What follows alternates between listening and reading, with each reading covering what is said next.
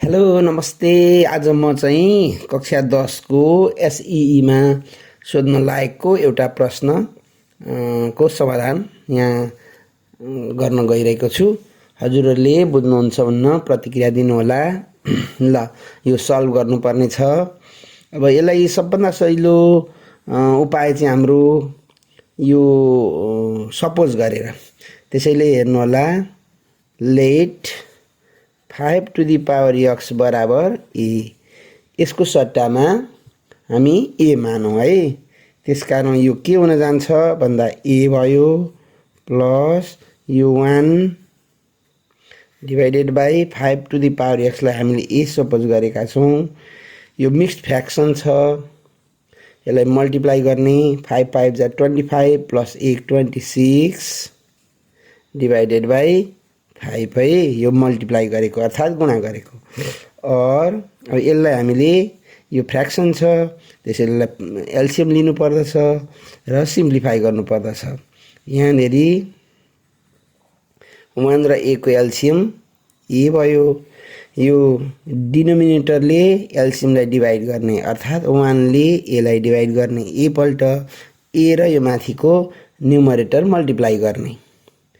अनि a square plus a ले a लाई डिवाइड गर्ने 1 र a 1 इज इक्वल टु 26/5।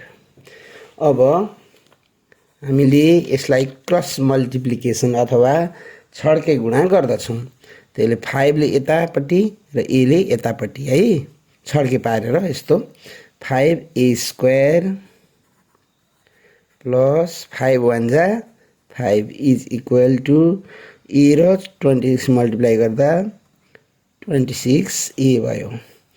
अब यो इक्वल साइनदेखि पछाडि हामी 0 बनाउँछौँ। 0 बनाउन यसलाई क्यान्सल गर्नु पर्यो। यसलाई क्यान्सल गर्न -26a चाहियो, त्यो र त्यो काटिन्छ। यता -26a गर्दा इक्वेसनलाई ब्यालेन्स गर्न अगाडि पनि त्यति नै राख्नुपर्छ। साधारण भाषामा चाहिँ यसलाई अगाडि ल्याएको, बराबर पछाडिको प्लसलाई अगाडि ल्याउँदा माइनस, पछाडिको माइनस अगाडि ल्याउँदा प्लस भन्ने चलन छ। तर वास्तवमा त्यो भनाइ अलिकति त्रुटिजनक छ र यसलाई क्यान्सल गर्दा जति क्यान्सल गर्न आवश्यक हुन्छ त्यति थप्दा चाहिँ त्यस्तो भएको। अब हेर्नु होला 5a स्क्वायर, त्यसैले यो 26a लाई हामीले -26a प्लस 5 लेख्छौँ इज इक्वल टु 0। यो भएको के हो भने यो पछाडिको प्लस 26a लाई अगाडिले त्यति नै माइनस पारेर लेख्दा यो सेम रहन्छ। अब 1 2 3टा टर्म्स छन्। यो 3टा टर्म्सलाई हामीले फ्याक्टराइज गरेर 4टा टर्म्स बनाउनु पर्छ।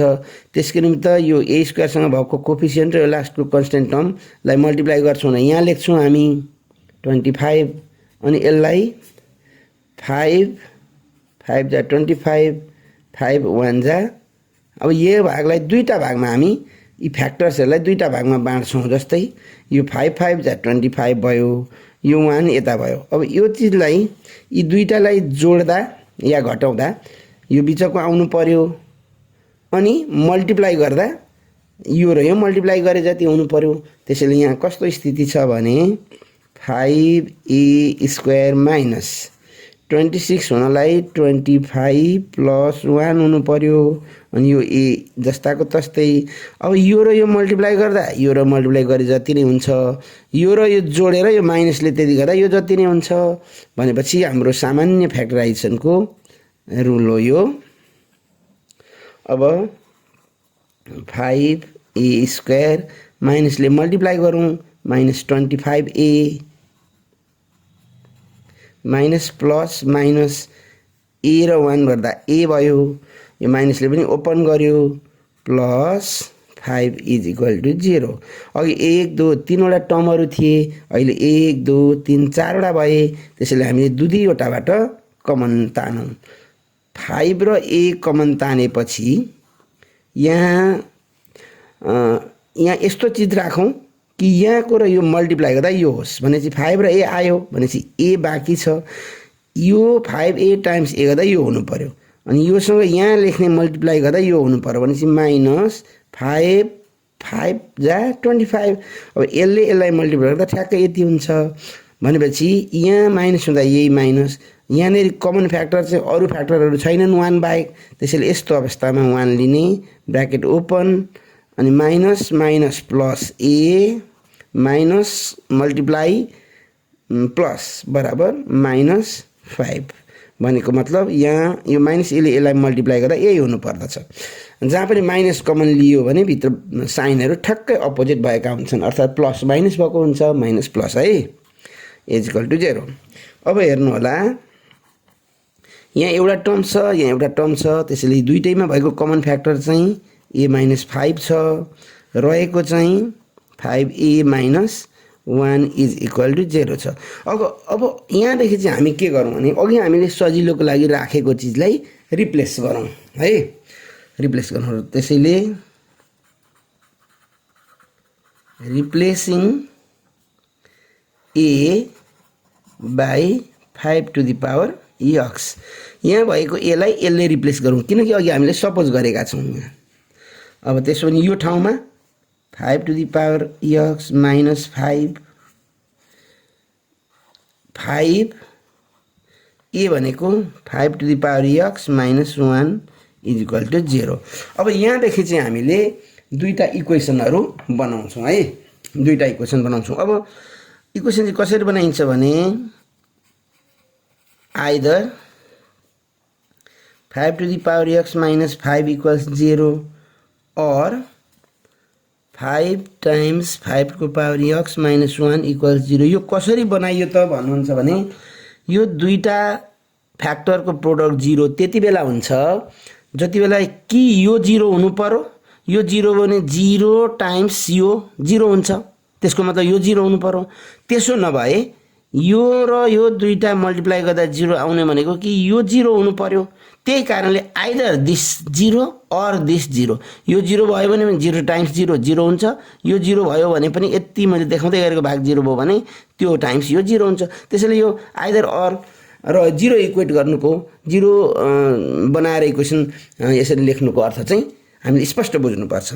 अब यहाँ और 5 टु द पावर x बराबर अगाडि हामीले -5 छ, पछाडि लेख्नु भने हामीले +5 पारेर लेख्नुपर्छ। वास्तवमा यही माइनस 5 गएको होइन, यसलाई क्यान्सल गर्दा उता त्यति नै थपेको, यता यसलाई क्यान्सल गरेर यहाँ +5 थप्नु पर्यो, उता पनि त्यो चाहिँ आउँछ, त्यसैले त्यो लेखिएको। अब यो 5 को पावर 1 भन्नु नै 5 हो। अब यहाँ बेस सेम छ, यो बेलामा हामीले के गर्छौँ भन्दा रिमुभिङ सेम बेस, हामी रिमुभिङ सेम बेस है,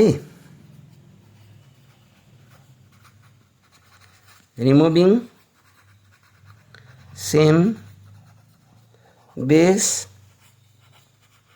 फ्रम बोथ साइड्स। यो र यो रिमुभ गर्दा के रह्यो त भन्नुहुन्छ भने x इज इक्वल टु 1 रह्यो यहाँ चाहिँ, और x इज इक्वल टु 1 रह्यो। अब यतापट्टि जाउँ हामी, सेम जाउँ यहाँ पनि, और 5 टाइम्स 5 को power x is equal to -1 छ, बराबर पछाडि लेख्दा हामी 1 पारेर लेख्न सकिन्छ, जान्छ नभनौँ, सकिन्छ मात्र भनौँ।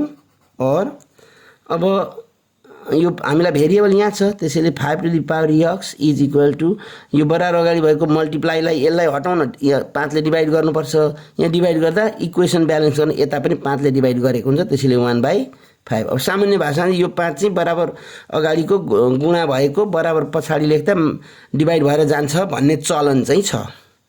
और 5x इज इक्वल टु यसको पावर 1 छ, यो हामी इन्डिसेसको ल अनुसार यसलाई माथि लेख्दा 5 टु द पावर -1। अब यहाँ पनि removing the same base, removing the same base यहाँ जस्तै, त्यसो भने x बराबर -1 भयो। हाम्रो दुईटा भ्यालुहरू आए, एउटा x बराबर +1 अर्को -1। अब अहिले एन्सरमा यो दुईटैलाई सेटिस्फाई गर्छ। अब कसरी भने यो ठिक छ छैन एन्सर भन्नको निमित्त चाहिँ हामीले कहिलेकाहीँ के गर्नुपर्ने हुन्छ भने कहिलेकाहीँ होइन प्राय गर्नु राम्रो हो। यो x बराबर 1 र x बराबर -1 लाई यो इक्वेसनमा राख्ने र left hand side right hand side आयो भने भ्यालिड छ, नत्र भने छैन। तर यहाँ दुईटैलाई सेटिस्फाई गर्छ, therefore x is equal to यो +1 यो -1। यो चाहिँ हाम्रो यो दिएको इक्वेसनको सोलुसन हो। एन्सर। हवस् त धन्यवाद। केही अप्ठ्यारो भए हजुरहरूले कमेन्ट गर्नुहोला। नमस्कार।